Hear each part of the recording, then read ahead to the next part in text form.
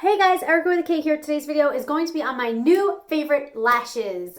These are just like bomb.com. These are not like everyday lashes. These are like, I'm going out and I want you to see my lashes. I want you to know I have fake lashes on. I'm wearing fake lashes today. That's what's happening right now. Because like, who's actually wearing lashes and doesn't want people to know? Like, I want you to know I'm wearing the lashes.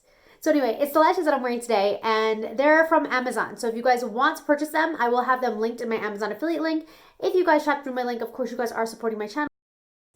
And then this is also my favorite lash glue. This is Duo Lash Glue. You'll notice that it's a little bit different. The applicator is different, and also the fact that it's latex free. So if you have a latex allergy, think of latex gloves, or even, not to be crass, but condoms. If you have an allergy to it, this is a real thing, then do not use regular glue for your eyelashes because it will break your eyes out. You will feel irritated. You will have red eyes. Like, that is important to know if you have a latex allergy. So this is a latex free lash glue, and it is really freaking good. And I actually really appreciate the applicator on it because you can just swipe it and you don't have to waste all that extra glue of pouring it out.